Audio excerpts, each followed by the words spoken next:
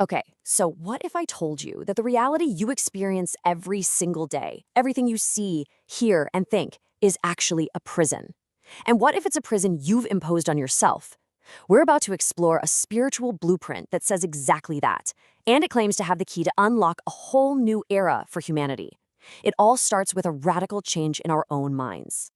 This one sentence right here is the core of the whole idea. It's a really powerful call to action, isn't it? It's basically saying our current way of thinking is an old era setting that we have to completely dismantle. So we're not talking about a little tweak here. This is a full system overhaul. But what on earth is this twin's mind? That's really the central mystery we have to unpack to understand this whole transformation. So, here's how we're going to break this all down. First up, we'll look at the problem, what this text calls humanity's deep sleep. Then, we'll explore the goal, which is nothing short of a complete rebirth. After that, we'll investigate the prison itself, this prison of two minds. And finally, we'll uncover the key to unlocking it all and stepping into this promised new era. All right, let's start with the diagnosis of where we're at right now. The text makes a pretty bold claim that we aren't really awake, that we're living inside a prison we can't even see. The language here is, wow, it's incredibly strong. This isn't just about not knowing things. Our condition is described as a spiritual slumber, a grave where we're basically buried under our own ignorance and arrogance. That is a really provocative way to describe the human condition. And this prison has a name, the Old Matrix. But here's the crucial twist. It's not a cage built by some outside force. No, it's a self-imposed prison. We have, in its words, willingly submitted our own power. And why? All because we have a fundamental misunderstanding of who we really are and our connection to the divine. You know, this isn't just some abstract idea. The source argues that this old matrix is the deep root where our most painful problems come from. It connects things like generational trauma, all the widespread suffering we see, and the toxic systems running our world directly back to this one foundational state of deep sleep. Okay, so after that pretty bleak diagnosis, the text offers a really profound sense of hope. The goal here isn't just to patch things up in the old era, but to be completely reborn into a brand new identity. The whole process kicks off with what the source calls resurrection.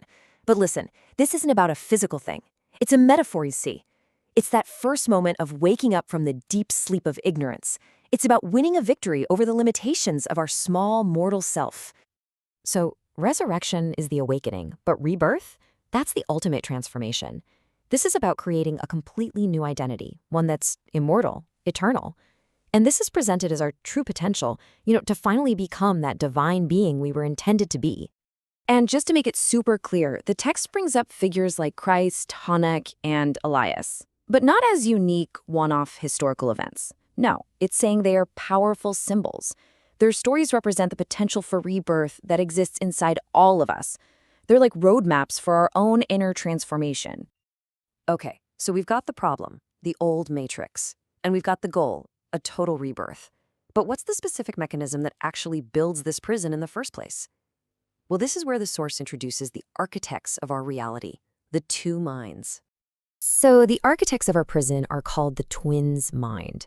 On one side, you have the rational mind. That's our logic, our reasoning. The text calls this the sixth sense. On the other side, you have the sensual mind, and this is the one that operates through our five physical senses: sight, sound, touch, taste, and smell. And here's the absolute critical point. Our entire reality, everything we think we know, is constructed by the interplay of these two minds and only these two minds.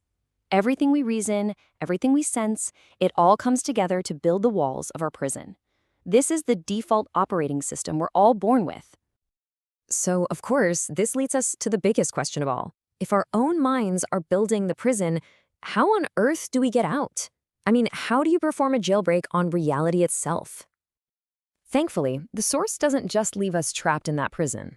It offers a very specific key to unlock the door, a way out that works completely outside of our rational and sensual minds.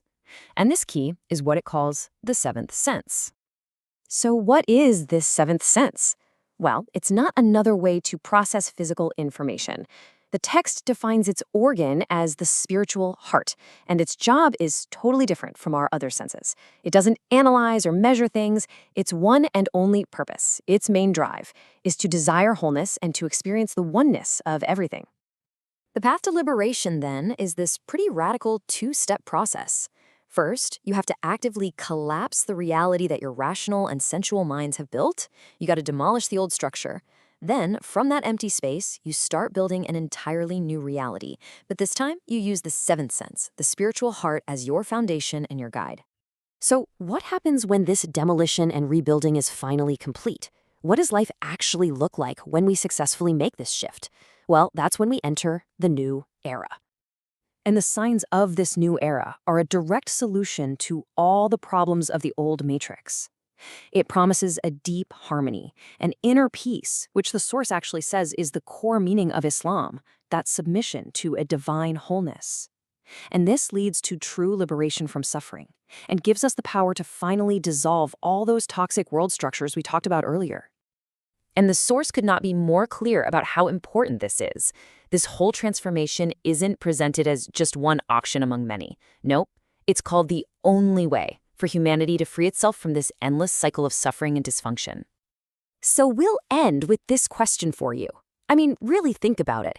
If you could truly set aside the reality built by reason and your five senses, and instead build from a place that only desires wholeness and oneness, what would that reality even look like? What would you create? Now that is the challenge and the promise at the very heart of this text. Something to think about. Thanks for joining me.